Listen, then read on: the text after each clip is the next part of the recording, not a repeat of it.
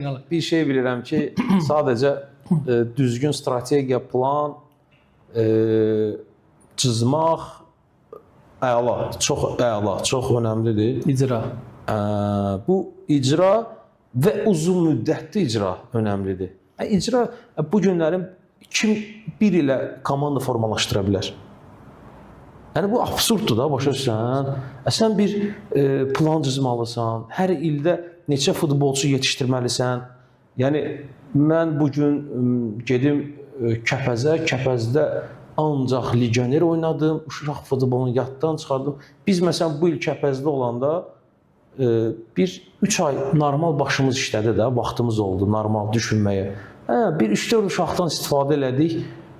Biri U20-yə düşdü, biri 19-a, biri milli komandaya. Yəni bunun özü hələ dar bir çərçivədə, dar bir alanda. Qardaş, hələ sənin vaxtın ola, sənə dayaq olalar, üstə gəl sənin bir yaxşı mənada bir maddi dayaqların ola. Onda oturub rahat fikirləşərsən ki, bitirmək qorxusu ilə işləməyəsən. Yox, yaratmaq. Qardaş, bu günləri gəlib oturursan kresloda, sizin kreslovuzdan uzaq. Fikirləşirsən ki, 6 aydan sonra burada olmayacaqsın.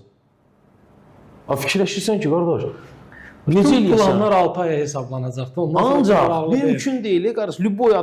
Bütün kimliyindən asılı olmayaraq olsun. Qardaş, səni bu qoyublar 1 illik bir posta. Sən bu posta oturursan və fikirləşirsən ki, qardaş, mənim nə nəticə qoyublar qabağıma? Yəni, mənim başıma gəlib bu. Fakt olaraq başıma gəlib. Sonra düşünmüşəm ki, qardaş, niyə mən düşünməliyəm? Axı, mənə burada 6 ay vaxt qoyublar. 6 aydan sonra... Məndən başqa şey tələb eləyirlər. Məndən başqa şey tələb eləyirlər. Premier Ligada qal, filan şey elə. Və sən bunu düşünürsən ki, mən bu postu itirirəm. Mən o uşaqlara fikirləşəndə bu postu itirəcəm. Bu posta qalmaqdan ötürü bunlar lazımdır. Bu uşaqlar hələ vaxt var. Ona görə də bəzən o radikal addım atırsan. Amma demirəm, Kəpəzdə o 3 ay, inan mənə ki, 3 ay vaxtımız oldu uşaqlara vaxt ayırmağa. Yaxşı xatırlayıram o periodu, Qarabağ üzərində qələbə falan. İnan mənə ki, rahatçılıq var idi. 8 xal qazandıq arda-arda. Ondan sonra bir rahatçılıq gəldi.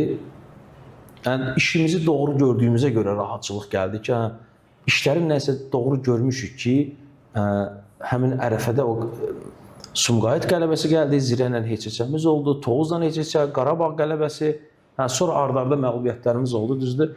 Amma həmin periodda həmin uşaqlardan istifadə elədik məşqlərdə. Heç nə eləmirdik, sadəcə 18-19 yaşında uşaqlar əsas komanda ilə məşq edirdi. Yaxşı qidalanırdılar. Bir də onların vitamizasiyasını edirdik. Qardaş, uşaqlar dam, gözümüzün qabağında. Fərq yaranırdı. Biz onları hiss eləmədik. Biz onların inkişafını hiss eləmirik. Çünki onlar mütəmadi sənin yanındadılar deyə, sən onların çox da fərqinə varmırsan. O ağac ki, böyüyəndə bir gün baxırsan ki, ay Allah, bu ağac nə boyda olub. Amma onun fərqinə varmırsan da, bir müddətdən deyirsən, bu ağac nə boyda oldu, ay Allah. Həmin bir şey kimi. Qıraqdan, kənardan artıq deyirdilər ki, filan kəs inkişaf eləyib, filan kəs inkişaf eləyib. Doğrudan da baxırdın ki, nəyisə yaxşı görmüsən. Qardaş, görmək olar. Kim ki, bu günlərim ola bilər ki, haradasa informasiya verirlər ki, biz qrup şəklində idman növlərinə layiq adamlar deyilik. Bu səhv fikirdir. Qardaş, biz nətər ola bilər ki, o boyda yalın əllə dağlara çıxan oğlanlar var idi, həmin Azərbaycanlılar idi. Komanda şəklində idi, komandadan da çox idi. Yüzlərlə, minlərlə adam eyni siqnalı eşidib, eyni amal uğrunda hərəkət edən adamlar idi. Eyni adamlarıq. Qardaş, etimad eləmək lazımdır və o bir uğura bir plan cızmaq lazımdır və heç vaxtda düşməkdən qorxmamalısan. Sadəcə bilirsən ki, yolun düzdür. Qardaş, əyri deyilsən, işini doğru görürsən, cücərtiləri görürsən və amal olmalıdır, qutardı, getdi. Mən elə gəl ki, hər şey insanın o şuur altı yerləşməsindən asılıdır ki, sən bura bir dənə geydirdin ki, qardaş, mən bunu qazanacam, nəyin bahasına olsun qazanacam. İnşallah ki, sən o istəyə çatasın, inanıram.